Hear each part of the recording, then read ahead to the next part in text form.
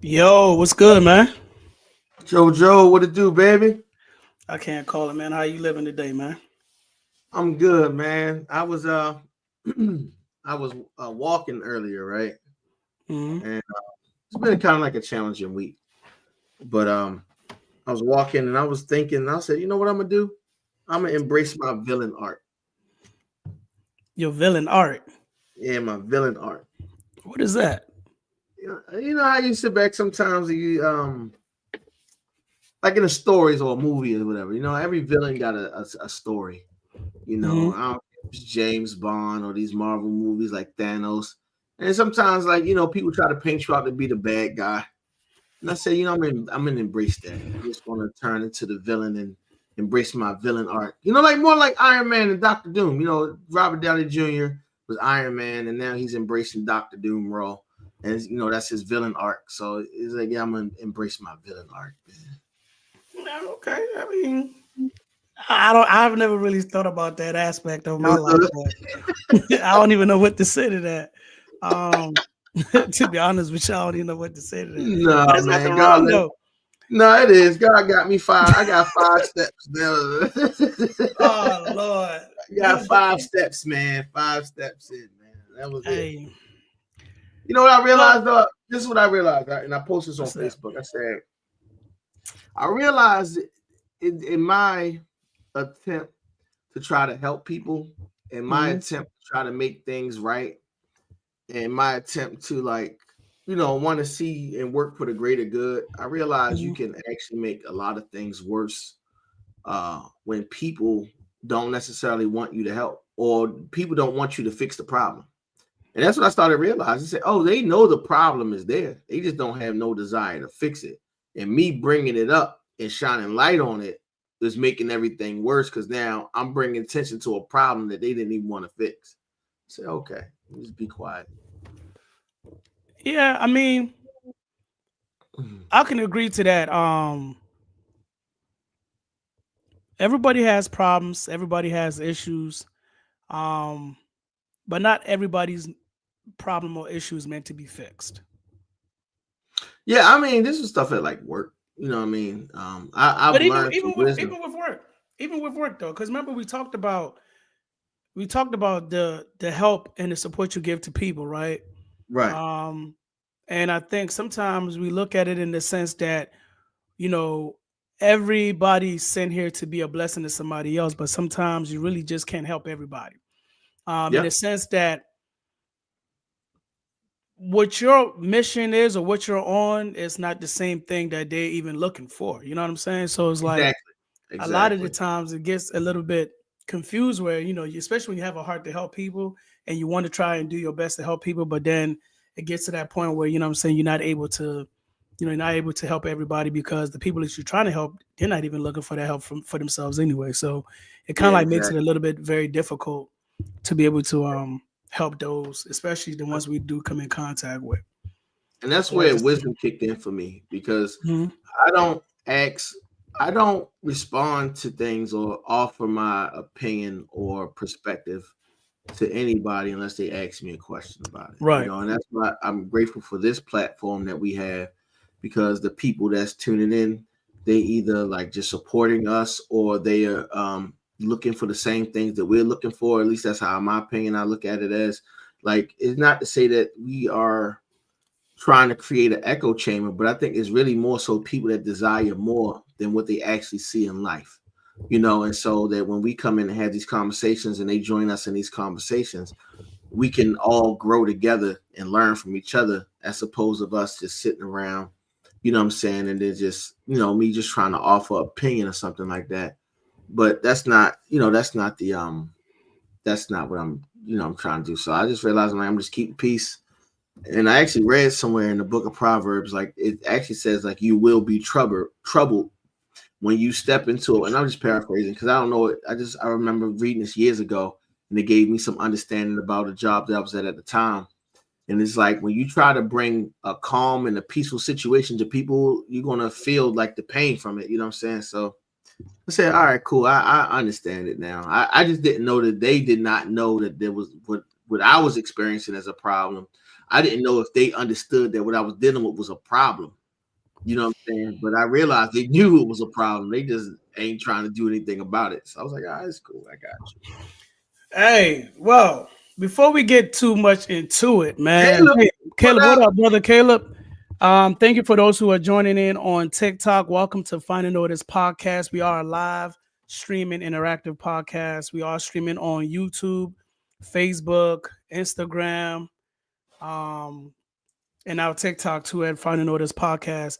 If you haven't subscribed to our TikTok page, please go ahead and follow that. I think with TikTok, you have to have a certain amount of followers in order for you to be able to go live from that particular page. So if y'all can go ahead and run that up, spam it up, especially if you are on TikTok, so that we can share it and give you guys more content like this. But welcome to Finding Notice Podcast, man. Today's topic, we are talking about the matters of the heart, which is something that I think Aaron brought up the other day and said, hey, I want us to talk about this. And I said, yeah, let's go ahead and get into it, because at the end of the day, we want to be able to give you guys our perspective. Not saying it's right. It may not be right for you. So don't come on here saying that, you want to say that, oh, they said this and they said that. We talking about things that worked for us and our perspective and on our views. So it is not to say your view or, anybody else's view is less. This is just our point of view. So, if you're here, take a seat, get your pen and paper ready. As I always say, we do go off of the scripture. So we do have some Bible verses that we go over, and then we kind of like base our conversation on that. So with that being said, my name is Kojo. I'm one of your co-hosts, and my host here too as well as Aaron. So Aaron, I know people from TikTok can't hear you unless you speak up a little louder, but oh, okay, I got you, man. Yeah, let me see if I can adjust that. Apologize about that. Is that better? They better? That's good. Yeah. If y'all can hear Aaron, if you on TikTok, just hit a thumbs up or hit a heart. Let us know that you are able to be heard. That you can hear us clearly too as well. Yeah, I'm sorry because that's why I was drinking the water. I'm sorry. I'm just trying to clear my throat and stuff like that. Plus, I'm probably like a little too relaxed. Probably the juices start pumping up. I'm sorry. I'm trying to turn it up for y'all. Yeah, I see them spamming it up. Let's go. Let's go. Let's get it. TikTok. Awesome. So yes, if you are joining us on YouTube, Facebook, Instagram, TikTok, hey man, welcome. Take a seat. Take a seat. Welcome to Finding Notice Podcast. If you want to chime in, you can leave a comment. We'll respond to it. We'll try to get to all the comments. We definitely try our best to respond to everybody. But today's conversation is a real good one. Every last of ones of our conversations is pretty good, but today one I think is a lot beneficial to a lot of people. We're talking about the matters of the heart. Right. That is the topic today, and I'm gonna let Aaron go ahead and kickstart it off because I'm trying to get an understanding as to why this was one of the things that you wanted to talk about on today's episode. All right, so most people ask you, even in relationships, where do you see yourself for the next 3 to 5 years? And if y'all want to throw it in the comments, y'all want to comment on TikTok, let us know. Matter of fact, I'll probably make a deal with JoJo. Say if we get the TikTok up, followers up, and we go live, I'm gonna actually create an account. Hey, there you go. Let's spam it up. That's what I'm gonna do. I'm gonna do that. Let's spam it up on TikTok.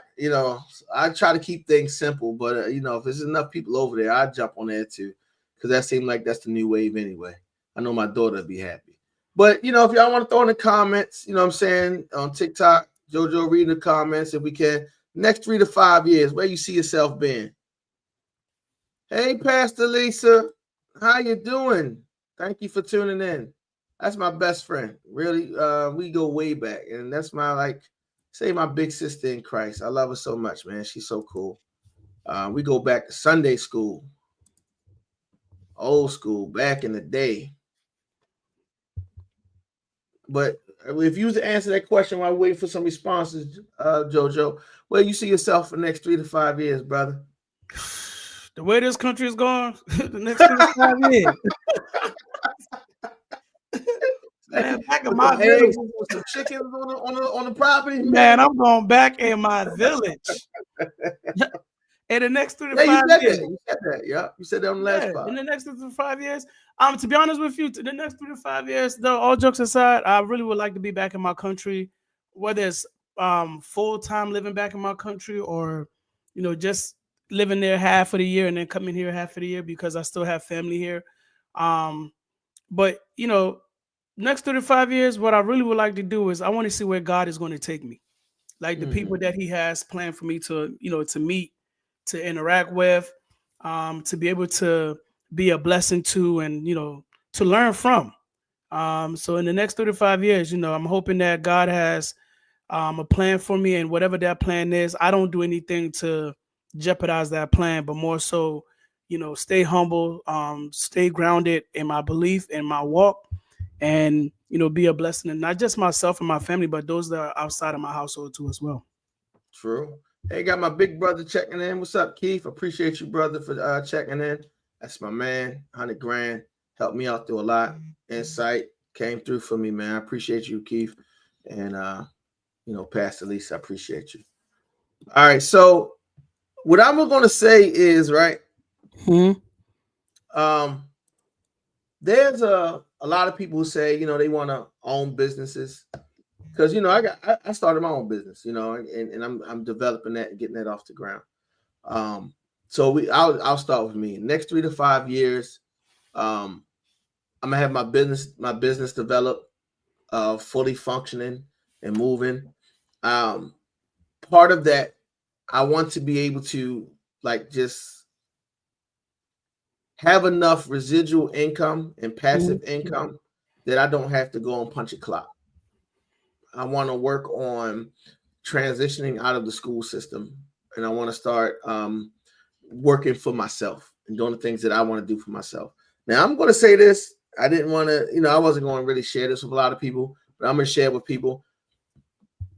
Our current situation with our country is really messed up. I would say try to find a way to take advantage of the situation instead of sitting back complaining about it. And that's what I'm in the process of doing, right?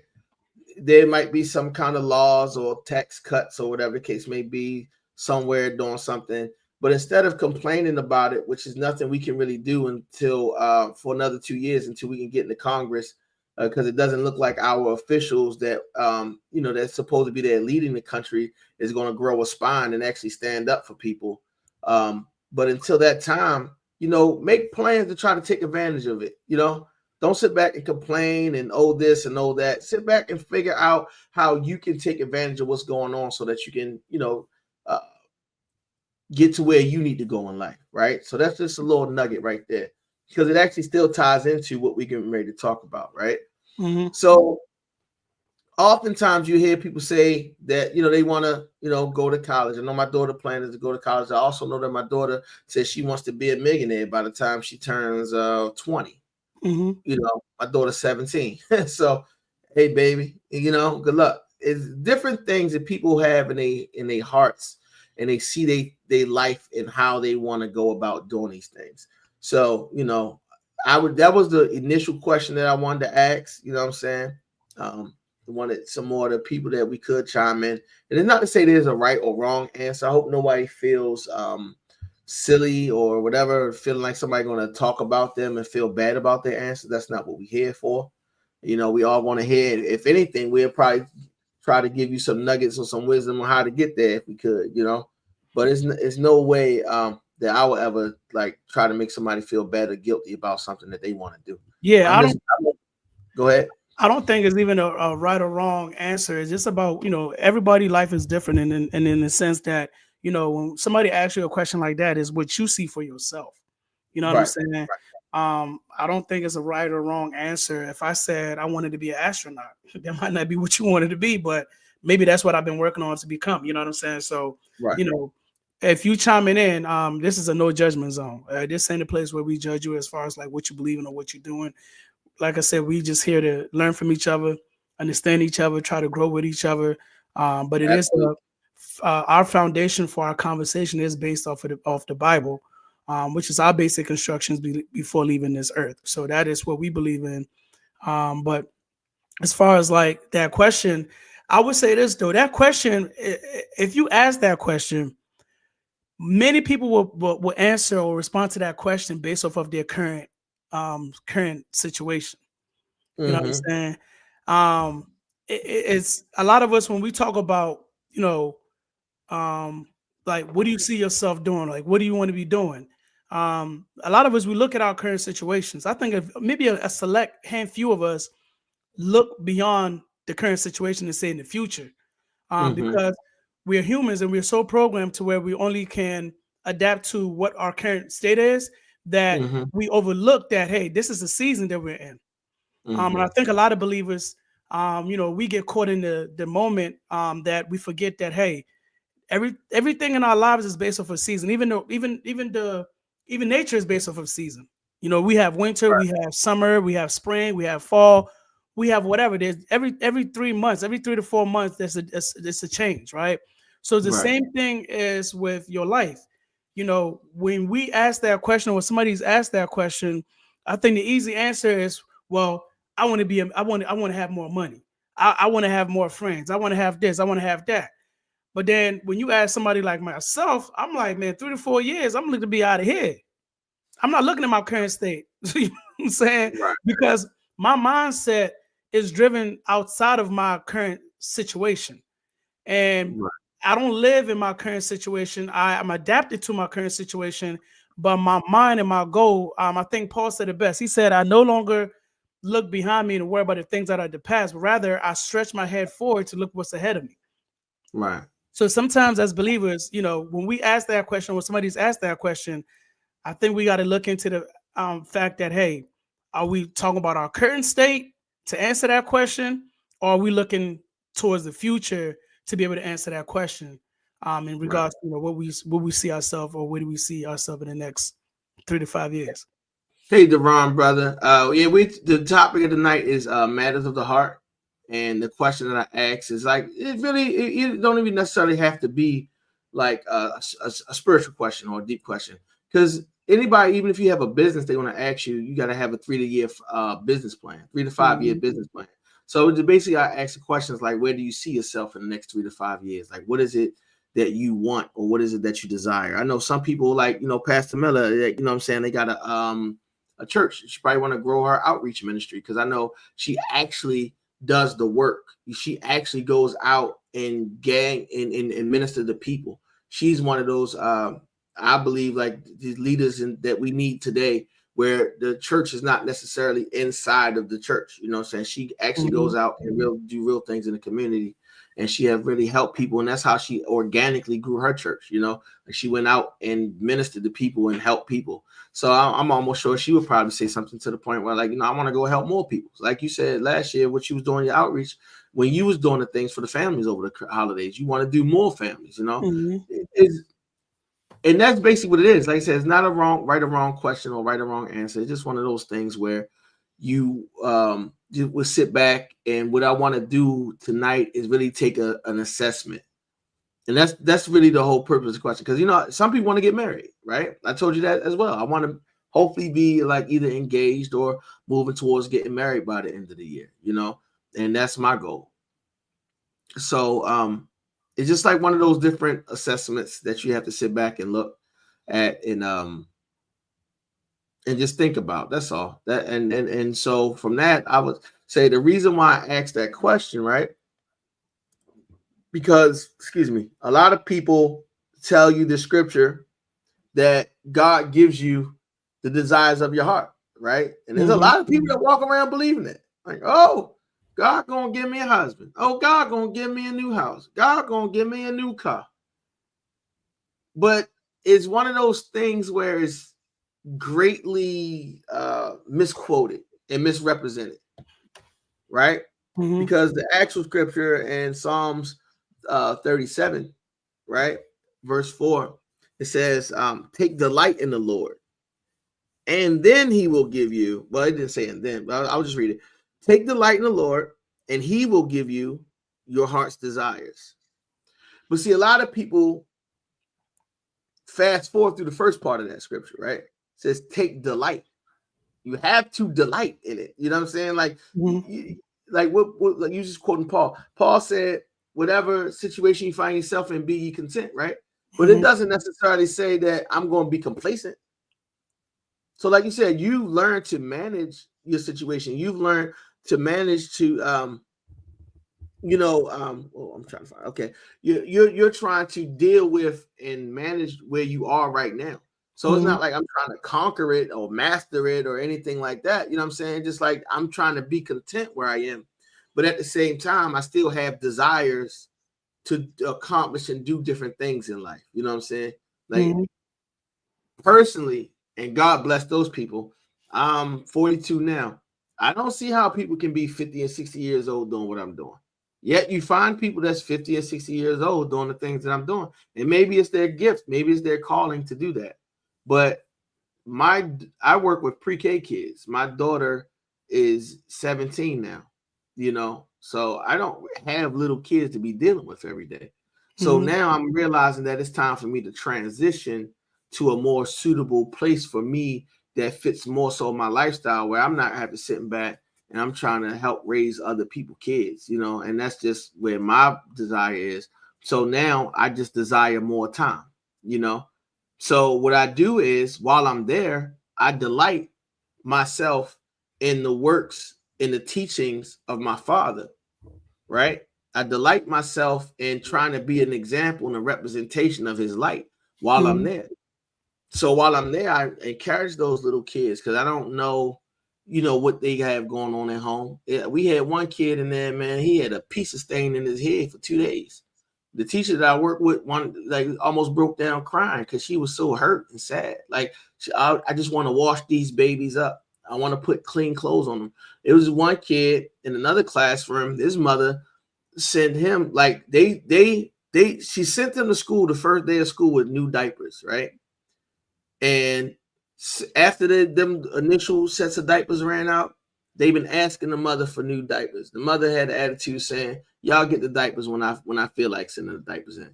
So they sent home the kid with the diaper, right, that they have in there. Maybe it was another student diapers, or maybe the early learning supplied the diapers. I don't know. But the kid came back to school the very next day in that same diaper. That means he went home, did whatever he did in that diaper, went to sleep in that diaper, woke up, came back to school, and had that same diaper on. And it's things like that where it's like, I got to exclude myself. I'm going to love on those kids because I see the abuse that some of them go through and the trauma. So I delight myself in those different things and trying to be that representation.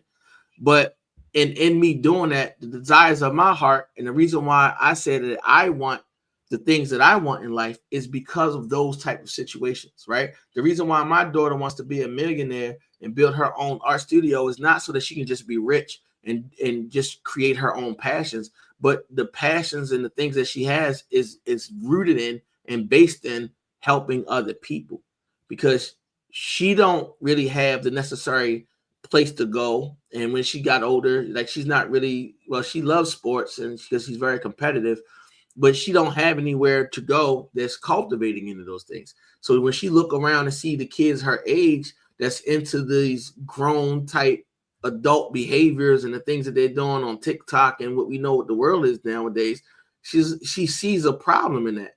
And she wants to use her gifts and her talents and invest in those so that she can help other people. Right? I want to get married, not just so that, I can have somebody on my side or be with somebody. I want somebody that's going to be able to hold me accountable. I want somebody that's going to be able to, help challenge me as a man, not my manhood, but challenge me as a man, that's going to see that when I start getting complacent and comfortable, she reminds me of who I am and where we're going. I'm going to be accountable to somebody that's going to make me keep getting up and pushing to get to where we got to go. You know what I'm saying? Like, so the things that I desire is not necessarily for me. And when I was sitting back doing my heart check, and when I sit back and do certain things, you know what I'm saying, I want to make sure that where I'm going and what I'm doing it with the purest and pleasure, because the Bible says that the heart is deceitful. So people can sit up there and say, I want to get a husband, but me personally, if you sit up there and say you want a husband and you waiting on God to get a husband and everything like that, well, you can't not follow God's program to get that. If you're waiting for God to give you, you can't go out. But that's what a lot of people do. You know, oh, they work hard and they work in this, that, and the other. They neglect their family. Now they get their money up. They go get that 600 Benz. Now all of a sudden it's God. Like, no, God ain't had nothing to do with that. You did that. You know what I'm saying? You did it under your own power. Like, you did that for whatever reason you wanted to do it. You know, me and Steve, we in that in the weight loss group together, right? Trying to lose weight. I want to make sure that I'm healthy. I want to make sure that I can live. I want to make sure that I can see the blessings and the promises that God has said to me. I want to be healthy. That's why I want to lose weight. You know what I'm saying? But, you know, some people want to lose weight so they can go out here and become an IG baddie. Some people want to go out there and just start flexing and look at that. But that's the question. Like, why are you really doing what you're doing? And sometimes, you know, we do things sometimes we don't really take account and we don't take stock in the things that we're doing. But, you know what I'm saying? We got to sit back sometimes and just make sure we just take that inventory. Where's my heart at right now? Why am I doing it? And make sure we're doing it for the right reason. So if you tuning in, welcome to Finding Orders podcast. Today's topic, we talking about the matters of the heart. And I think, Aaron, if you can put it back up there, the scripture that he pulled it from, one of the scriptures that we're going to talk about that he pulled it from, I believe was the Psalms 37 verse 4. What I would say to that, or in addition to that, is when we talk about the matters like your purpose of doing certain things, right? At least me personally, I've learned, remember I've told you this, and I've said this on a couple of episodes this year. I've said I've learned to make myself available and unavailable at the same time when it comes to dealing or interacting with people. And the reason why I had to learn that is because I learned that you couldn't save everybody. Right. As much as I want to go out and help everybody, I'm not able to help everybody. Right. Mm-hmm. But I always try to pride myself in helping those that I can help and reach those that I can reach. Right. But when we talk about your what you would like your purpose or your heart, or, you know, what is your purpose behind what it is that you're doing? I mean, it falls down to like you said, like what is your end result for that particular act that you're doing? Are you looking to become the IG baddie? Are you looking to live your life righteously and try to live a healthy, clean life? It just goes back to, you know, what your intentions are. You get what I'm saying? Like, to me, is the intentions of the heart is what makes it deceitful, right? Because I might be doing something to help people, but then I'm looking for accolades for people to see that, oh, he's always adopting families around Christmas time, right?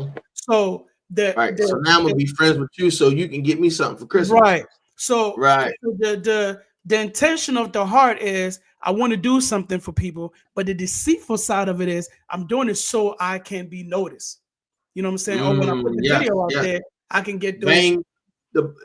How God showed me is it's called vainglory.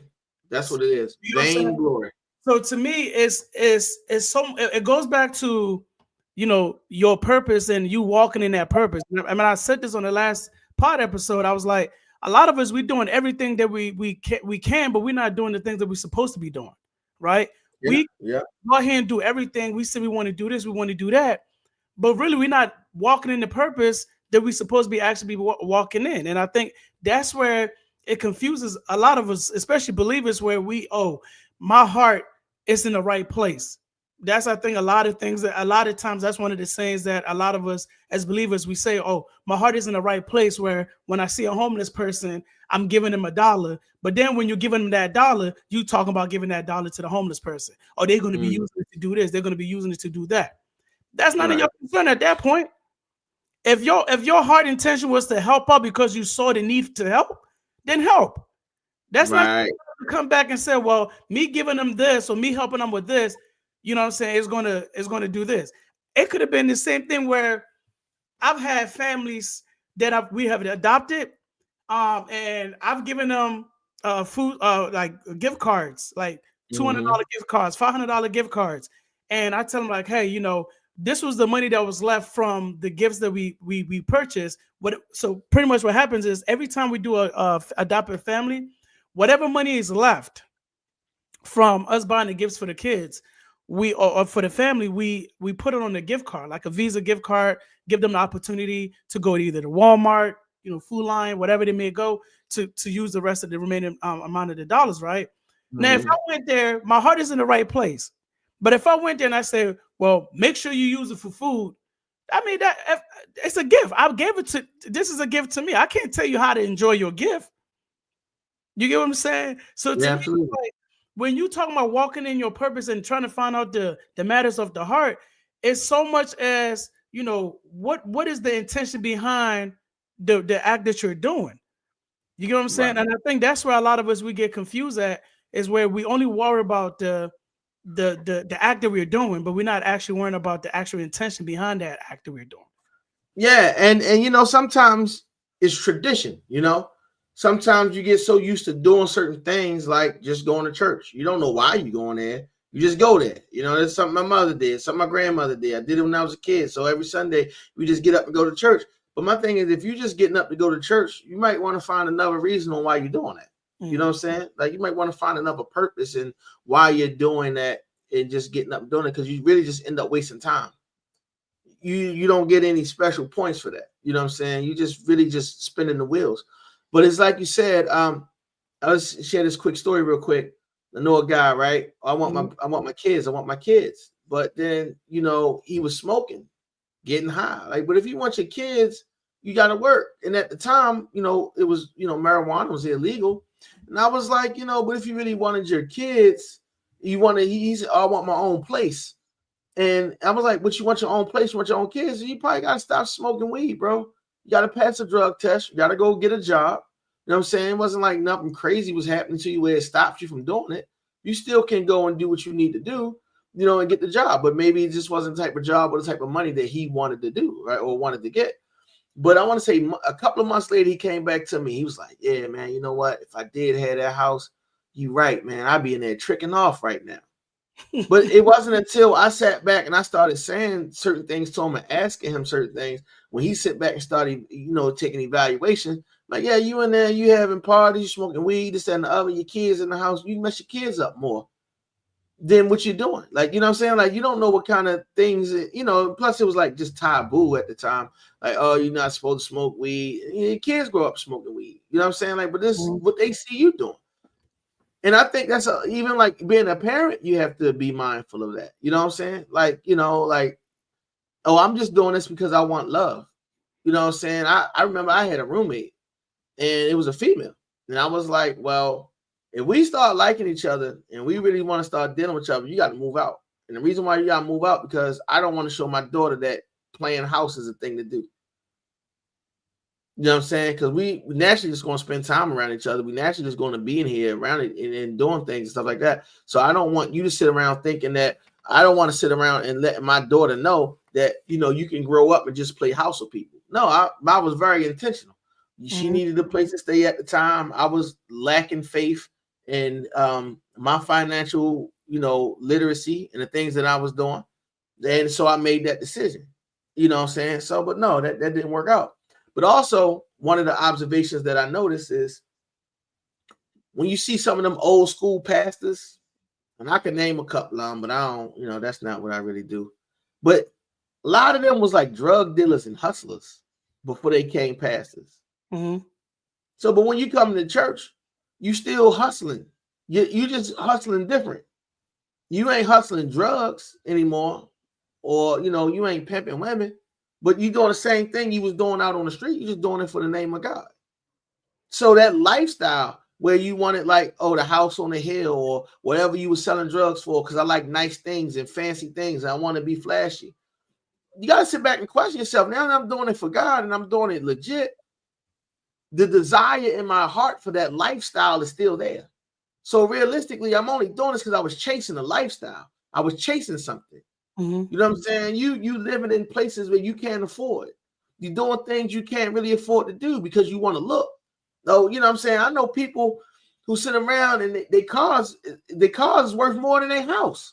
You know what I'm saying? How you got that type of car living in the house like this? Your priorities is mixed up. And it's not really just say like your priorities, but the thing about it is there's something inside of you that you're chasing. There's something inside of you that you want. There's something inside of you that you're desiring, but you're doing it wrong. And it's all going to be fleeting because we were also always taught not to put and store up our things in this earth. We're supposed to be storing up our riches for heaven. We're supposed to be putting all of those things in a real secure place, which is in heaven and not on this earth. But we're so busy and got so caught up chasing things down here that even when we transition, we still, the bottom line is that underlying thing is still in there. I got a question about that. Okay. It's not to say it's wrong. No. Okay, go ahead. I'm not saying that what you're saying is wrong. I got a question about that. And everybody that's tuning in, welcome to Finding Otis Podcast. If you haven't followed us on our Instagram, Facebook, IG, YouTube, please follow us. Finding Otis Podcast is the name. I got a question about. I got a comment about that. The comment that you just made right there, that we were told to store our riches in heaven and not on this earth, right? Right. Now, traditionally, that's what we've been told. Mm-hmm. We've been preached. I think every preacher has preached that 1 or 2 times or 3 times or however many times they've preached that in many churches, right?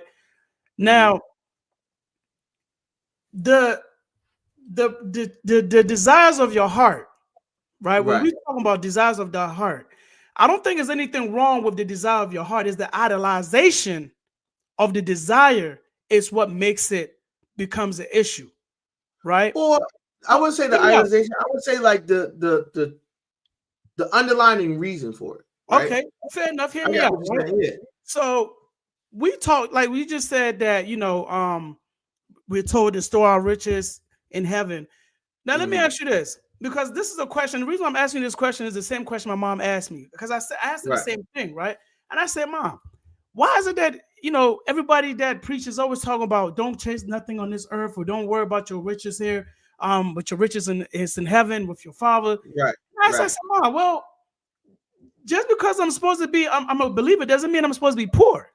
Absolutely. So am I supposed to be poor here? No. Right. But see, that's what I'm saying. So go ahead. I'm gonna let you finish. You know what I'm saying? So that's what I'm saying. So it's not, if my riches and glory are in heaven, and if I'm a believer, right? If I'm a believer and I'm walking in faith and I'm doing everything I'm supposed to be doing, I'm not supposed to live poor, because had God had left me in my little village, nobody would see me on YouTube or Instagram or Facebook.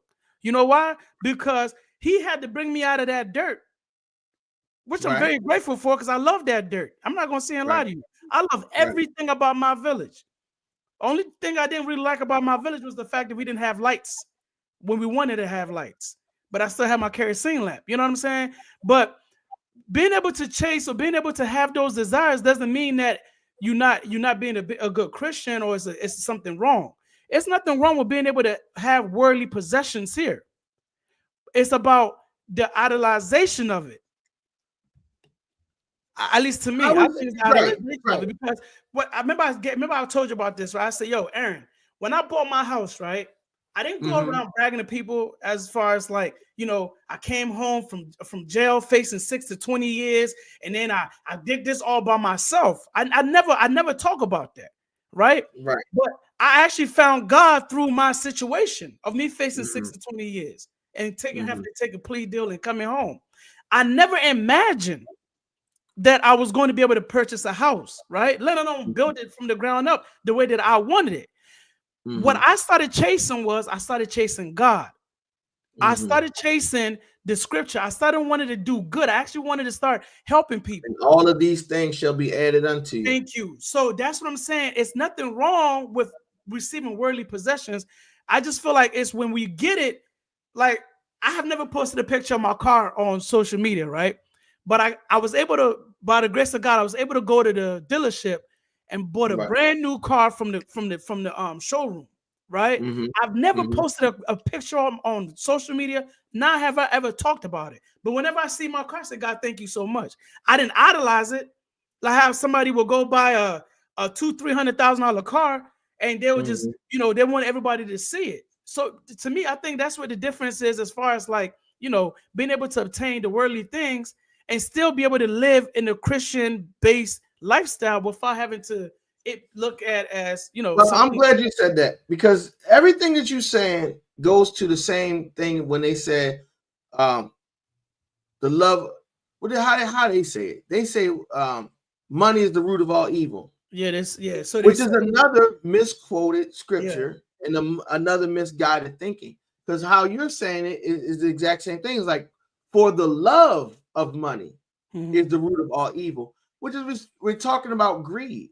You're talking about the people who is willing to take from the poor and pass tax bills to enrich the rich while everybody else get to suffer while they continue. That is greed. That's evil.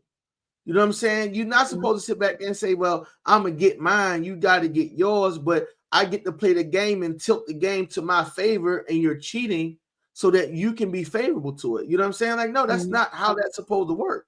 You know what I'm saying? So do you remember how you started? Because I'm going to tell you where that really comes from, right? Mm-hmm. The way you said it is really how people uses things to oppress other people, right? When you say you're not supposed to have nothing, how you were saying it. Do you remember how you said it? When you asked the question? No, I want you to repeat it. That's all I'm asking. I said, so as far as being a believer, am I not supposed to have worldly possessions? Right.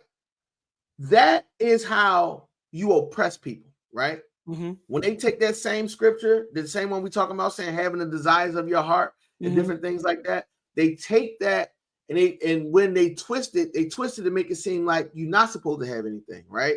Or we supposed to live poor. But these are the same people that's telling you you're supposed to live poor, you're supposed to live that way, who got a Benz and a Lexus.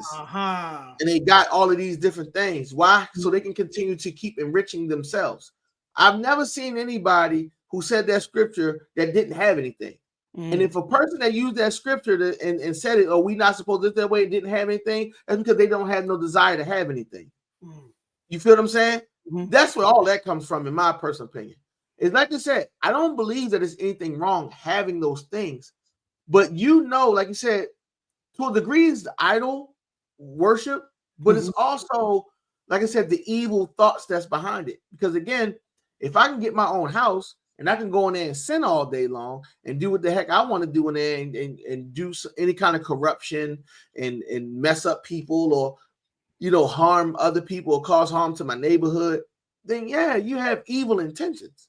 Some people just got bad intentions for things. And it's not the fact that they want to worship it, but that's why I said you set those things in heavenly places. I'm talking about things that last, bro, like loving people, like sharing. Those are the things. Not saying, like you said, I'm losing weight to be healthy so that if my daughter ever decide to have kids, I can be around to play with my grandkids and impart on them as well. That's nothing evil or nothing wrong with that. I want a bigger house and different things like that so that when I get married, we can be living spaciously and have our own place, and we're just not sleeping on top of one another. But you'd be surprised how many people will sit back and actually think the way you think, and in that sense of when they say those things, because they don't have desire, they don't have ambition, they've become complacent. And it's like, well, God ain't doing it for me. Maybe he just don't want me to have it. It's none of those things, right? So when I say you store up your things in the heaven, it just means that the things that last. There was a thing, I don't even know if it's in scripture. I don't really think it's in the scripture because I think I went looking for it one day. But it was the one thing people said, like, only what you do for God lasts, right?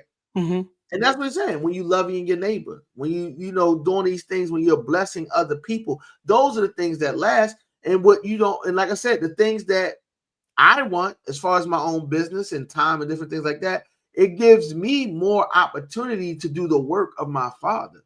It's not even about me just wanting around, but see what God put inside of me to do and the desires that I have is so that it requires me to have money. It requires me to be able to, like you can't go out there and bless families and this and the other if you don't have money. You know what I'm saying? You can't go out there and do those things without having it. You can't even like this is what I honestly believe. I believe that every single church that calls themselves a church should be investing in real estate. And the reason why I say that is because you don't know who you're going to come across, especially in this day and age where people can't even afford food. If they're bringing their gifts and their seeds to the storehouse, there's nowhere in the world that y'all supposed to be sitting around and having homeless church members or members that can't eat or members who can't do things for themselves, but they bringing their things to your storehouse. That's just me personally. I think that you should be investing some of the money and doing things and building and allowing the people to see it and know it and allowing and empower your people to learn how to invest. But that's what they do. They learn how to invest. They learn how to get those IRAs and Roth IRAs and all of these different things, and they got compound interest on their monies and doing this, that, and the other. Meanwhile, you sitting over there just barely getting by, trying to figure out how you're going to pay bills. I think that's very disrespectful and wrong in what they're doing. That's just my 2 cents for those that's out there doing it. Mm-hmm. But if you are not investing and you don't learn how to invest, that goes back to the parable with the seeds. But then it's like, well, if you in this for the people and you are a people's business, what are you in here for? Are you just here to make your name great? Are you here to just grow your church and make it big? And like you said, have the senators and the politicians come to your church and want to give you money and you just want to look good? What are you doing it for? Just to have a whole bunch of people come and look at you talk for hours because you got like an attention complex and you got egos? Like, what is it for? Why are you really here to help people? Because if you're really here to help people and that's your desire of your heart is to help people, then you now have to learn how to manage your finance. You got to learn how to budget. You got to learn how to do all of these different things so that, and then you got to learn how to invest so that when you get around people who are suffering, people who's going through certain things, you now know how to go out and show them the game and help them grow. That's what I mean by those things. That is you storing up things in heaven. Mm-hmm. It's not necessarily saying that, yo, I want a house and me wanting a big house for my kids, the dog, the people running around. That's not necessarily anything bad. You having a better job is nothing bad. But the question becomes, why would you ask God to give you a job that's going to take away time for him? Why would God even give you something like that? But we ask for these things and we be wanting things in life, but not really understanding and knowing, one, the cost that it's going to take, the price that it's going to cost, one, and what is your true intentions behind doing it. If you want to get married just because you don't want to be lonely, then you probably need to rethink marriage then, because that's not the purpose of marriage. If you want to get married so somebody can just come in and help you pay bills, that's your prerogative. That's cool. But that's not the intent on marriage, because what you're going to find yourself is you're going to get in a situation with those type of mentality, with that type of mentality and those thoughts, and it ain't going to go nothing the way that you think. It's not. It's going to be, you're going to be in hell, and you're going to be sitting back like, why did I do this? And now most people, you're going to feel like you're stuck in a situation that you can't get out of. So why do you want to do what you want to do? What is in your 3 to 5 year plans, the next 3 to 5 years of your life? When you sit back and think about what it is that you're planning for, like you said, oh, I want more kids, right? Mm-hmm. Why would you want more kids? You can't take care of the ones you have. Why would you want more kids if you know you're insecure about your body? And it's funny to me, like, I know people who have like multiple kids, but the thing about it is they're trying to fill an emptiness and a hole in their heart. They don't realize that. They just abused and they're hurt. You know what I'm saying? So like, no, like, you need to go and heal before you decide you want to go have more kids. You need to go and get and address whatever that emptiness is before you go and do what you need to do, because you're going to find yourself leaving. You're going to end up leaving a bigger mess and a huge path of destruction before you ever get the way you feel like you need to go to. And that's not the intent on why you should want what you want. Yeah, and I agree with you. I think a lot of us is, like I said, a misconception of the things that we are like we see and we feel like this is what we're supposed to be having, or this is where we're supposed to be. You know what I'm saying? Oh yeah, the American dream. That's the American dream. Like we all got caught up in that web where we were told to believe in live a certain lifestyle or be here or be there, and just to be in the mix. And Right. I personally, I love losing those friends that I thought were friends, because in the process of me elevating my life, um, I found out they were baggages. They were like holding me down. They were weights, dead weights that was holding me Yeah. down. And I mean Some that people be around that I weight mean and that get so used to it. yeah, and I mean that in the most respectful, disrespectful way. A lot of the people that I used to be around, like, it's not even about pride. I'm telling you, when you start walking with God and you start really walking in your purpose, you find yourself in places where you don't even belong here. Like Yeah. you see, you like, I can go to and no shade, but I'm not really a clubber. If you ever see me pop my head in the club, is because I'm trying to take my wife to a spot, or I'm going out hanging out with my cousin. It's not because I called him and say, hey, let's go here. I'm gonna get with. You want to go? Man, no, come on, let's go. All right, let's go. As soon as I get there, I'm in my phone. I'm Right. scrolling. I'm looking through, some shoes for my son for football, or I'm looking for something else. My heart and my intention is not even to be there. Physically, I'm there, but mentally, but spiritually, my mind is somewhere else. Right. Right. And people that I used to be around, maybe they can feel a certain way, but that's fine with me. I felt like I was different. And Right. I did, and it took me a while to get away from that, because my heart calling and my intentions of the things that I was doing didn't align. What Right. my heart was telling me that I needed to be doing wasn't aligned with what my intentions that I was doing out there. It wasn't aligned together. So it was like, it was a conflict. And I Right. found myself torn between the worlds. I was torn between serving God and trying to live a lifestyle that really wasn't meant for me to live, because in my heart, I would do something like we was talking about before we got on the podcast. I make a phone call. The guy get the phone call here on the speakerphone. Hey, tell your man to look on this shirt. It's the green dot on the shirt.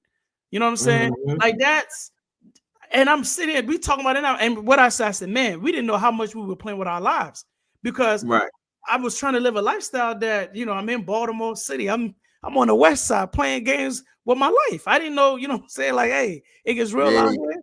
You know what I'm saying? Right. So it's like I live all of these lifestyles, and it's like, come on, God had a different calling for you. In my heart, I knew it was wrong, but I was doing it because the people that I was around, I was easily influenced. I was one of those people where, because I came from a different country, because I came from a different ethnicity in the background, I was trying to fit into the American system, and I fit in an American culture. Well, really, I should have just been who I am now. I should have been the same person then, but I had to start removing people out of my life. And maybe they feel like they cut me off. That's good. As long as they feel like that, I'm fine with that. You know what I'm saying? Where they feel like they cut me off, I was cool, because it made it easy for me to be able to transition to who I am now. You know what I'm saying? Right. Because my heart was always to help people. And I think every time I was finding myself helping people in school, I was fighting. Because you said F you to somebody that I knew, it didn't have to necessarily be me, but I was jumping on, beating on somebody. You know what I'm saying? But then as I got older, I'm like, this is not the type of help I'm supposed to be helping people. You know what I'm saying? I'm supposed to be really doing something else. But because of how lost I was, and because of the intentions that I had, it didn't align with what my heart supposed to be in. And it's like, once I figured that out, it made it more clear for me to be able to say, you know what? Okay, how do I separate myself from the streets? And then, like you said, you have that preacher that come in that's been a drug dealer all his life. Now he's not slinging crack. He's slinging scriptures in the Bible for people to save their souls. You know what I'm saying? Like, how can I turn my life around to actually have that passion, have the correct intention of my heart to be able to serve God and do what he wanted me to do? And that's when I started realizing, like, you know what? Like you said, you got to check your heart. Check your heart to see if it's in the right place, because you might think you're doing the right thing, but at the end of the day, that's not serving you no better purpose at all. Right. So one of the greatest lessons I've ever learned in life was to admit when you can't do something. And I heard somebody say that, like, part of being responsible is knowing what you can't do, because then you'll find yourself in a situation and you just mess things up, right? Like, if somebody hired me tomorrow to be a CEO of a Fortune 500 company, it's going to be a Fortune 2 company, not even a Fortune 200 company. It's going to be a Fortune 2 company after I get a hold of it, because I don't know how to manage a Fortune 500 company. Yeah. I don't know what it takes to be a CEO. So I would destroy something because I don't know what the heck I'm doing. You know what I'm saying? So Mhm. one of the things that I do, like I said, when I talked, like I said, I was talking to the guy I work with that was on here, Devin Johnson, I9 Sports, right? Mhm. He used to do things that I want to do. So I'll go to him and I'll ask him about it because I need the knowledge. I need the information. And I tell him I don't mind asking because it's cool that I don't know. I don't mind that I don't know certain things because then I have room to learn. Mhm. You know what I'm saying? I have room to grow and get what I need to get because now I can go to him and get information and get wisdom that's going to help me, get to where someplace that he had already been. He's already moved on to bigger and better things. You know what I'm saying? So Mhm. that was one of the biggest lessons that I've ever learned because when you don't know anything, you have room to grow. You have room to improve. You can't use your pride and your arrogance and different things like that to try to present yourself, which they always used to teach us in the old church. I think that's why a lot of people had a problem with it. Is that you got to fake it till you make it. You got to fake it till you make it. But the problem is one day you actually got to make it. Mhm. One day you actually got to be there. You can't fake all of the people all of the time. What's that saying go? You can fool some of the people some of the time. Can't fool all of the people all of the time. Mhm. And that's the whole thing. You have to know what you can't do. You have to know your limitations. Because if this is the day and age of information, we can pull up our cell phones and get anything on our fingertips, right? So Mhm. we can go to the cell phone and get anything off our fingertips. We should be able to go and get information. Now we got to sort through that information now because of our current leader of the free world, because he introduced us to misinformation and Mhm. lies. Now you got to just sort through your information and know what you have to do and get what you have to get and make sure it's the right information. But like you said, even the scripture tell us to test the spirit by the spirit. Mhm. We got to test that. We just can't just grab things and run with it and we're going to go with it and think we just automatically know something that we don't know. But that's how we get past that. You work through that desires because now it's like, well, how do I sit down and take this assessment? Well, you tune into the Final Notice podcast. You know what I'm saying? Yeah. You can find some honest people that's going to sit down and talk about it. And then after you finally sit down and do that assessment, you sit down and you have some honest and hard conversations with some people you may respect. But see, me, one thing that I did, even when I was trying to heal myself and put myself back together from my divorce, right? I went and I just started talking to everybody. I didn't care who it was. Like it was sometimes I was just minding my business, and I guess they can feel my spirit and look at me and see something was wrong with me. And it's like, like I said, a security guard pulled me up one day. I'm walking through the campus of University of Maryland trying to do my job, and a man walked up to me and said, "Young blood, what's the matter with you?" I'm looking at him like, "I'm cool, ain't nothing wrong." It's like, "Hey man, nah, what's wrong with you? Something clearly wrong with you. What's going on?" So I tell him. And then if we sat down, we had probably like a 10-minute conversation. He probably spent about a good 5 or 6 minutes giving me something I can really use. The rest of the time we sat around and just was like, sharing stuff or just giving me information or saying some things. But it wasn't until you sit down and you actually talk to people, you understand what it is. The Bible said you got to surround a wise man surrounds himself with wise counsel. You say you have many advisors. You know what I'm saying? You, in order for your plan to succeed, you have many advisors. So you have to sit around and you have to learn how to get those informations. And you got to sit down and draw those things out. But as long as we sit around and we keep that deceitfulness in our heart and we don't talk about certain things, we'll never really understand the real reason why we're doing certain things, Mhm. Like, and like I said, I love having conversations with people that can be honest with themselves. You know what I'm saying? I love having conversations with people that's looking for things because my thing is, it'd be times like a friend of mine named William, right? Sometimes when I talk to him and I tell him, I said, "Man, I'm talking to you, but I know that the spirit is talking to me through you." Like it's things that I didn't even know that I was dealing with and I was going through. And when I'm talking to you, then all of a sudden, I'm like, I hear myself. Like, you heard that, right? You hear that, right? I'm getting the same answer that I was looking for just by talking to somebody else. And I'd be like, man. So when he called me, if I'm free and I got time, I try to answer the phone and talk to him because that's, what I'm saying, that like Mhm. I get revelation when I talk to him. Sometimes he's like, man, you say certain things to me sometimes. I don't really like it, but you help me. You know what I'm Mhm. saying? I'm like, that's good. And at the same time, he say things I can't never say he ain't never say nothing that I ain't like. But he say things, and I'm like, wow, you really blessing me. Like I told you the other day, like, damn, yo, you don't really realize how much I need to hear that right now. I needed that. I needed to hear that because, in fact, that conversation that me and you had is the reason how I got this topic, though. That conversation me and you had when we got finished the pod last week, I believe it was. Yep, it was last week. That conversation me and you had once we finished that pod, man, that had me, like, I really was in the funk. I was really, really in the funk. Like, Valentine's Day, kind of terrible to me. Other than the fact that me and my daughter hung out together. I just could not shake, not to mention some other things that was happening, but I just couldn't shake that conversation. But that conversation that you had is how this particular topic came up, because I really had to sit back and start doing a lot of assessments. I had to sit back and start looking at myself. I'm like, hey, dog, why are you doing what you're doing? Hey, man, why are you doing this? Why are you doing that? Like, what is it that you're really trying to see? What is it you're trying to do? What is it that you want? I had to sit down and ask myself those questions. Why do I feel this way? But we also have to learn how to be honest with ourselves when we're saying these things. Yeah.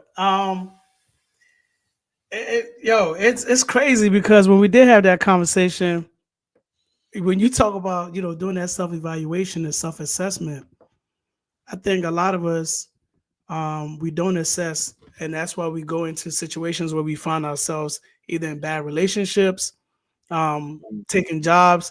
I'll give you one better, right? So I had lied before in this application, right? I lied to them and I had the interview, and I killed it in the interview. I mean, I killed it in the interview. I smoked that interview out the room, right? I get the job, I get there, and the lady tell me, that's your office right there. I said, okay. I get into my office and she's looking at me through the door, right? And I'm looking at her and I'm, waving like, hey, how you doing? Looking at me like, right? like you haven't started it? What's wrong? So she come in and she said, haven't you used this software before?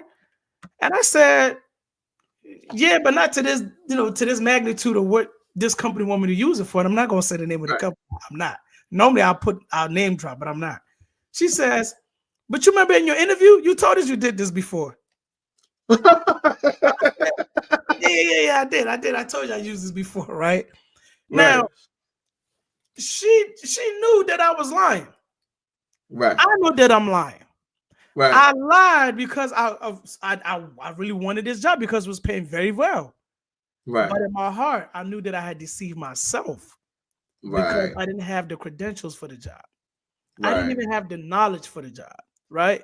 So when I got there and I know that they're going to be counting on me, right? Now I can lie, like you said, fake it until I make it. Matter of fact, one of the coworkers was like, yo, you might have to fake it till you make it. Because I said, yo, I don't know nothing about nothing, because they start giving me work. They start piling on my job. And I'm like, what is this? What is that?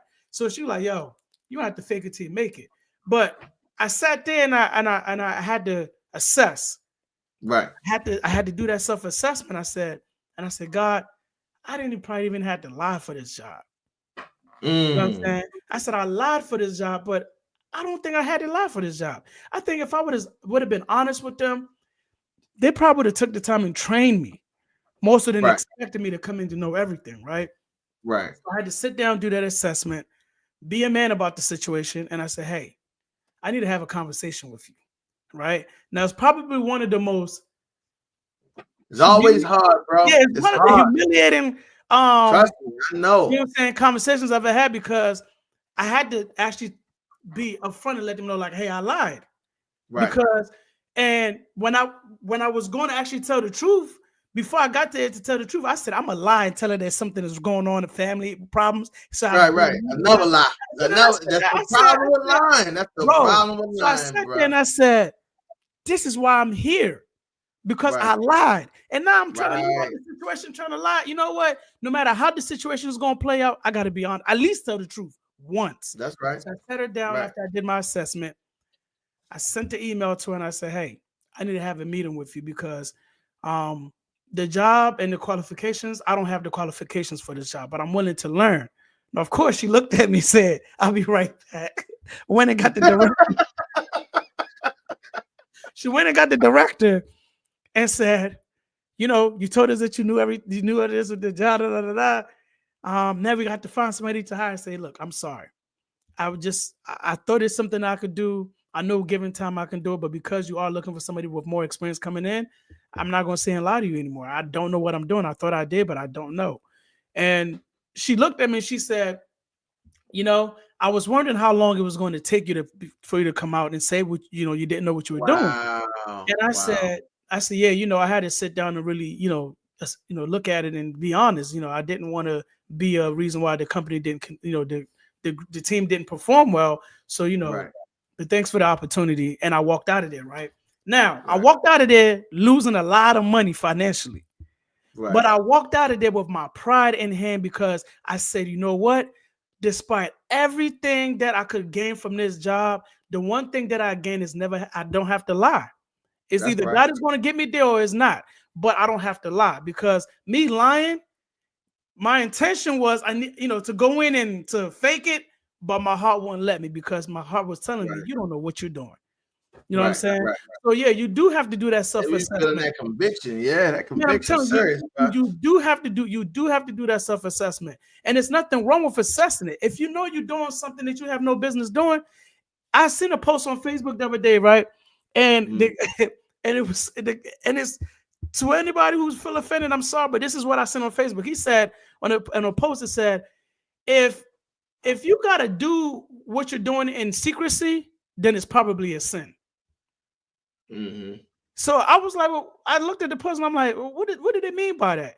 And I sat there and I said, am I doing something in secrecy? Because I started to think I had to do that self-assessment. Like, why would somebody put that? But it's true.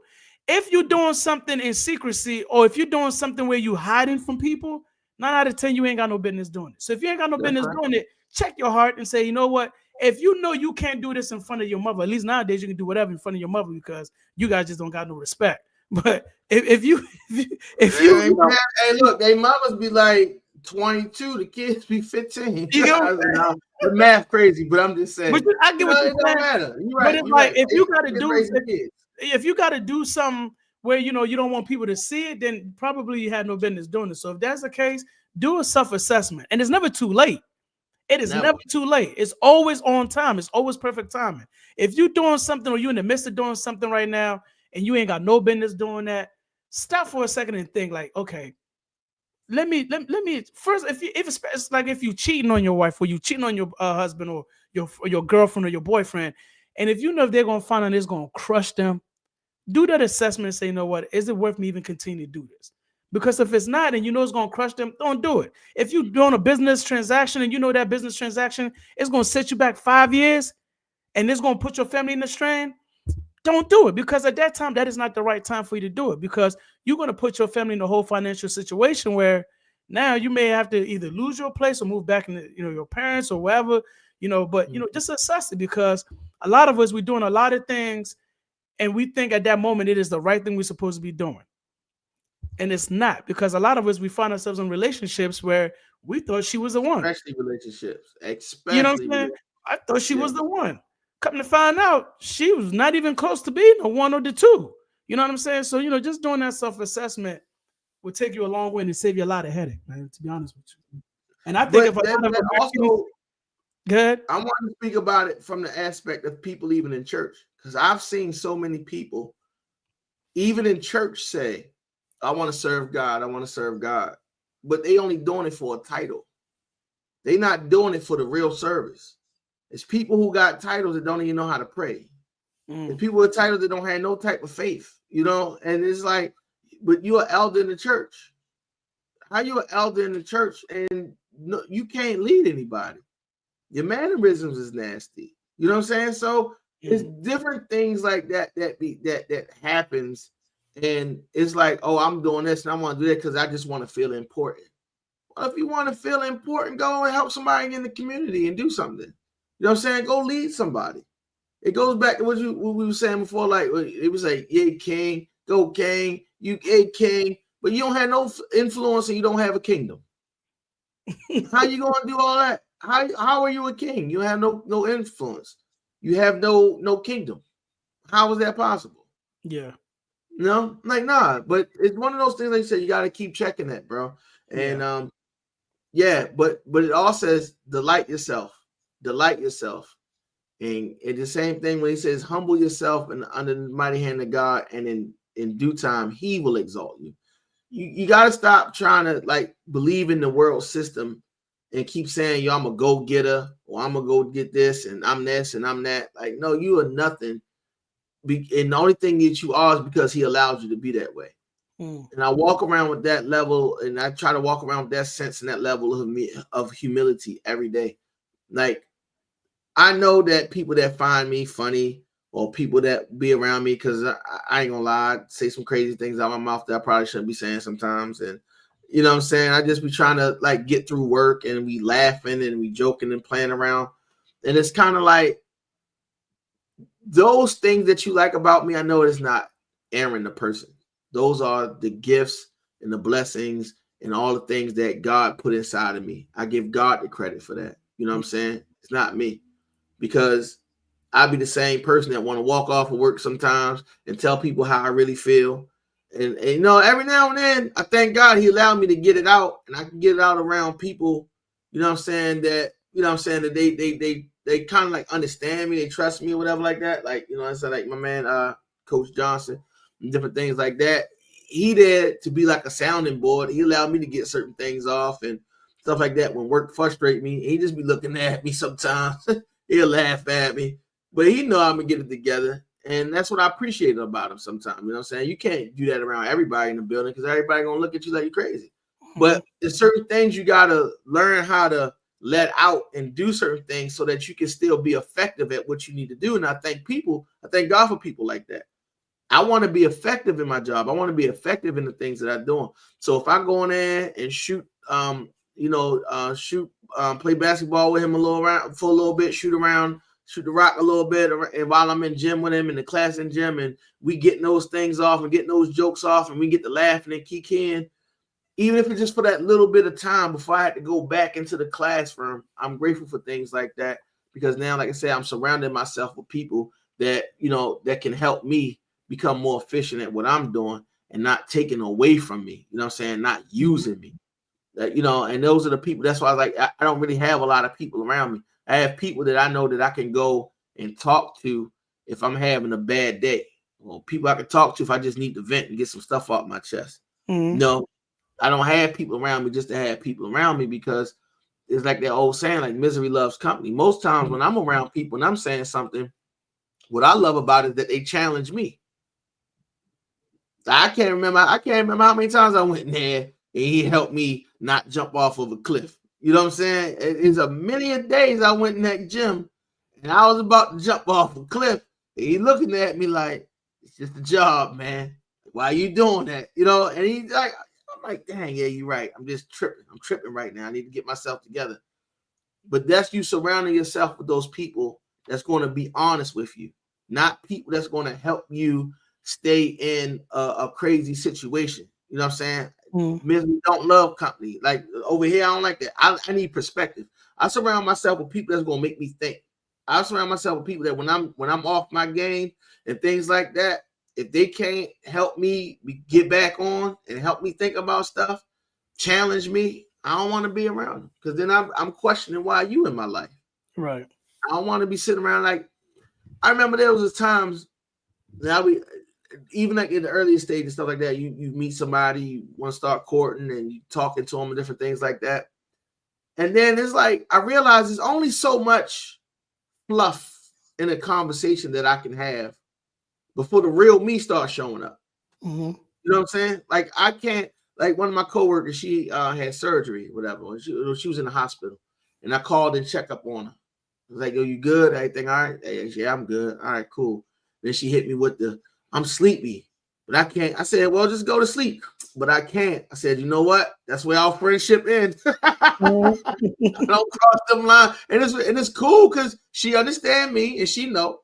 And I tell it to her face, like, yo, we cool. I like you. You're a nice person, whatever.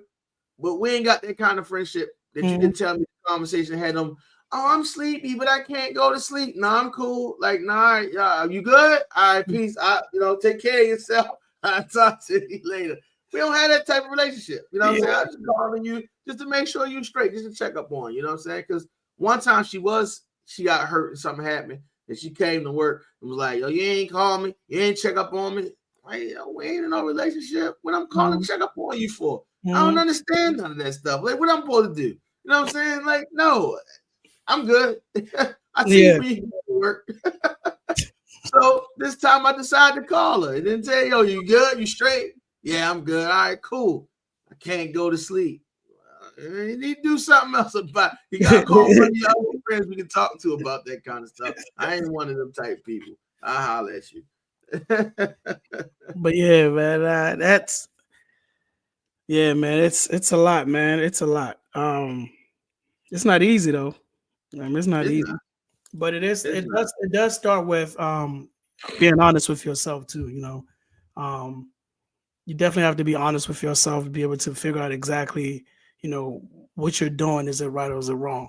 You know, you definitely have to do that. You definitely got to do that check-in, man. You got to check in, man. You got to check in. There's nothing wrong with that. It actually makes you appreciate your life a lot more when you actually start checking in. Because a lot of us we do a lot of things where we're doing it, and there's no really purpose of what we're doing. We just doing it just cause. Right. And what about got time to be wasting? Nah. And as I said that too many times. I got time to be wasting, man. I don't have time to be wasted, man. Somehow you find yourself in the same situation over and over again. And what I had to really start doing is praying and asking God to really give me strength to stand on business. You know, give me strength to really do what I need to do so that I can see the results that I need to see. And half the times, and I honestly believe deep down, most of us know when and what we're doing is wrong. Sometimes we just turn the voice off and just keep going with our intrusive thoughts and do what we have to do. And that's not always a good thing, because what you're going to find out is you're going to be further down a road that's going to be harder to get back from.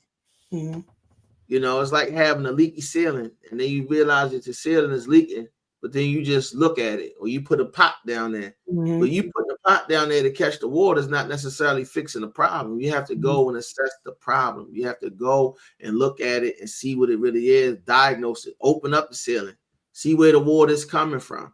It might be something small. It might be something big. You know, you don't never know unless you go out there and get the right people to do that. But, you know, if you want it, I heard somebody say, you make room or you make time for the things that you want, right? I don't necessarily agree with that 100%, but I do understand with the premise of it, you know, because life sometimes have a way of doing things, and it's not necessarily saying that you don't want to spend time with a person or be with a person, but circumstances dictate that you can't.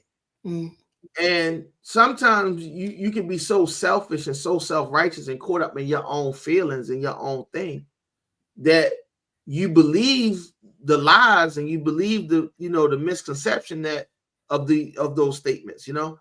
That's not necessarily true. But if you don't take the time out to really assess what it is that you need to do, go contact a professional. Even if you might not have it in your budget or your time, if it's like you said, if you are delighting yourself in God, you mean to tell me he's not going to make provisions for those things to happen? The thing is, we have gotten accustomed to delighting ourselves in ourselves. And it's all about pleasing self, that we don't really take time out to find out what's really underneath of it to get what it is that we need to get. It's not always about pleasing yourself. It's not always about self-indulgence. It's not always about, because that's the lie that the world have taught today and why things is really unbalanced now. And you got these selfish oligarchs in positions now, you know, to take advantage of people and try to rule over people, you know, and that's not the way things are supposed to be. Take the assessment, take the time out, get help. And as you delight in yourself, you best believe he's going to make every provision that you're going to need to get it done. Yeah, that is very true, because like I said before, once I start cutting people off and start focusing on what God want me to do, it became probably one of the best thing I ever did in my life was letting those people go because Yeah. I started following um, my heart as to live what my heart was telling me how I need to live, and I started Mm-hmm. worrying. And you know, the funny thing is, you know, you'll get some of them. You'll post something on Facebook or social media on a platform, and they won't like none of it. They'll see it, they don't like none of it. Then you'll post something else on social media that has nothing to do about what you're talking about, as far as like how you're even talking about the Final Notice podcast or anything like that, and let somebody comment on it, and they'll jump right on it. Yeah, yeah, I don't know what. And I'm like, you don't see all the other good that I'm doing. You just seeing this one. So that tells me Right. you've been seeing everything, right? Right. And you know Right. the funny thing is, all the people that I thought were so-called friends of mine, ain't near one of them ever reached out to me and said, "Yo, bro, I'm proud of what you're doing. I'm proud of your transition." About one person. Remember Stan? Yeah.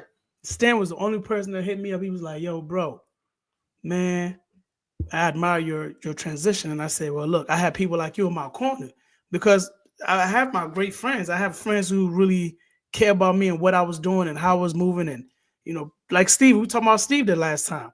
Steve told Right. me don't go to Alabama. He Right. told me. He Right. said, "Don't go." And I said, "Nah, man.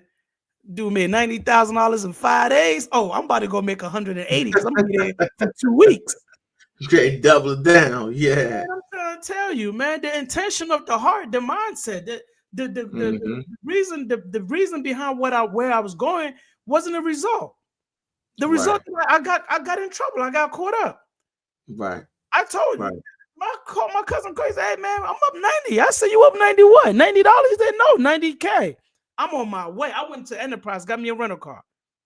Wow. So my intention and my mindset was to go up there and double up what he made. Right. But my heart had other plans. My heart Right. was being driven to go meet God in a different place. And of all places, Alabama. Because of Alabama, I don't even like even eating cornbread. I ate so much cornbread in that facility in Jefferson County jail that when I came back, and even Thanksgiving when I smell cornbread, I only think about Alabama. You know what I'm Hey, you saying? know, that was like gin and orange juice to me at one point in time. Man, I I'm couldn't telling even you, drink. bro. I when I actually stopped drinking and doing all that stuff, I used to hate the taste and the smell of orange juice. It Man. was so horrible, man. But you know what the funny thing though is, like that's what reminds me of why I need to stay on the road that I'm on. You know what I'm saying? Yes. Because those are the things that I look and I say, "Man, God, I can't believe you brought me from there to where I'm at right now." You know what I'm And saying? Lord knows I ain't trying to go back. Man, I'm not sure. Hey, good luck, have fun. Let me know how it goes out for you. But you ain't Yeah. getting me there with you. Oh nah, man. You get what I'm Yeah. saying? So it just goes to show you that you know you do have to do that assessment. You do have to really sit down and really look at your life and say, "Hey, man, do you really want this?" Like, man, I'm telling you, man. Like this depend. If we did a lot of self evaluation and a lot of self assessment on how we even live and how we even act, a lot of us wouldn't Mhm. suffer the way we suffer, man. We That's right. suffer because we choose to be in this suffering. A lot of us have outlets for this suffering, and we just Will, choose to be willful obedient. ignorance. Yeah, Willful ignorance. yeah, Yeah. and that's kind We of know it, right. we understand it, but then we keep trying to make hell comfortable. And I never understand that. Like, it'd be certain people that sit back and really try to make hell comfortable. Like, you're not happy here. You're not comfortable here. This ain't working for you. But then you're going to go out your way and try every single thing that you can possibly do to make it comfortable instead of going back to what you need to do. That's why I say turn from your wicked ways. Yeah. Seek his face. You got to turn from that stuff. You got to really stop. But again, if you don't really understand or necessarily know that you're doing these things, that's when you have to surround yourself with people that's going to help you put checks and barriers in your life, help you really think about some things. If you have a whole bunch of yes people in your corner and a bunch of people that's going to really sit on a ride and y'all going to the downfall together, I mean, deep down, you really know the truth. Deep down, I really believe we really know those people that's in our corner. Because I tell you one thing, there's people in my family used to clown me, right? Because, oh man, you just like another person in our family, right? And they used to clown them all the time. And it was kind of funny because one thing I know about that person used to clown me about, they ain't play with him. I don't care what you say about the dude. The dude had a standard. The dude stood on business, and he was about what he was about. Mm-hmm. So y'all say whatever y'all want to say about the dude behind his back, but y'all ain't never say none of that stuff to his face. You know what I'm saying? And that was one thing I started realizing. I started respecting, because after a while, they started treating me the same way. Like, y'all know what I stand on. Y'all know what I'm about. People in my family can't just call me and talk a bunch of nonsense to me, because all I'm gonna do is give you the truth.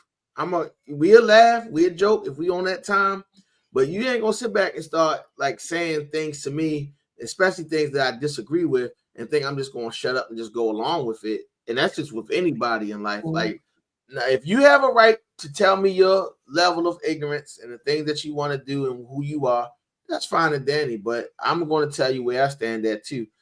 What I've learned is that silence is implied consent. You ever had somebody sit there and talk to you and they tell you all of these lies about how Michael Jordan is the GOAT? And you just sit up there and be like, all right, I ain't saying nothing. You letting them think that they are right. That's why I don't sit back, and if it's something, definitely that's something that I disagree with, and something that I know for a fact is wrong, I'm going to tell you it's wrong. And I'm going to tell you, you know what I'm saying? I'll give you and I'll tell you if it's an opinion or my perspective, I'll give you my opinion on my perspective. Like my perspective is LeBron James is the GOAT. And the reason why I say that is because I think I'd have beat Michael Jordan up if we played together, especially after watching that Last Dance document. Like, you ain't talking to me like that. You ain't bullying me, and you ain't doing none of that to me. We're going to have a problem. Just because you can score real good and you got a couple of defensive titles and some championship rings, that don't make you the greatest. Because if we going by titles, Bill Russell was the greatest. You know what I'm saying? He has the most out of everybody. That man got 11 championships. I don't want to hear none of that. But when people have these arguments or they have these debates and they saying things and you're quiet, and you are allowing them to say something like, you know, just skewed and is misleading or whatever the case may be, like all the people who say, I'm not going to go vote. You are complicit in everything that's happening right now. You know what I'm saying? Everybody that wants to sit back and say, oh, I seen the evilness the first time around, and I'm going to turn around and I'm not going to vote, or I'm going to vote for it again, as if this man really has been touched by God and became a different person. No, it's just way more entitled. It's like a scorned person. Like, you get back with somebody, oh, you cheated on me? I'm going to make your life live in hell. You know what I'm saying? Like, it's a scorned person. What do you think is going to get better? No, it ain't going to get better. You better hope that person forgave you and then hope that person turned a new cheek. Or if not, you're going to go right back into the same situation. Nah.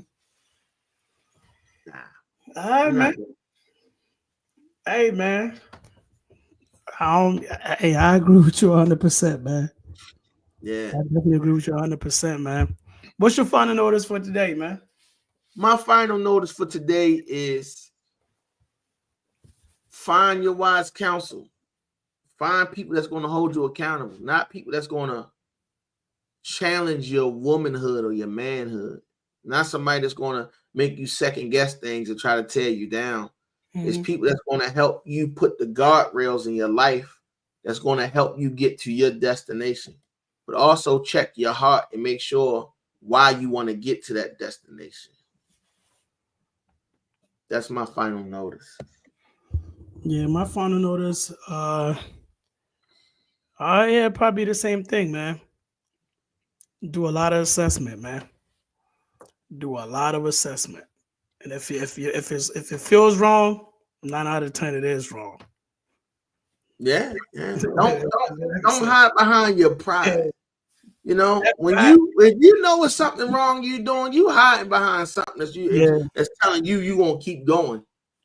Yeah. That's nothing but pride and arrogance and ego. That's very dangerous. And we both know that that's going to lead to destruction and the downfall. That is very dangerous. Yeah. All right, guys. Thanks for tuning in. People on TikTok, thank you so much for hanging there with us. People on Facebook. Thank you, Darlene. Thank you, Coach. Thank you, my brother Eric. Thank you, Devin. Thank you, Will. I seen all the people jumping in. I appreciate y'all tuning in. and just listen to us have this conversation. You know what I'm saying? Thank you for everybody that contributed to the conversation and jumped in.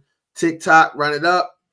You know what it is. I jump on there if y'all make it live. Hey, man, y'all heard it, man. Go ahead, spam that page up so that we can get on that, be able to have access to live, man. All right, man. See you guys next week, man. All right, take it easy, brother. I love you, man. Love you know you I'm too, gonna call you. Yep.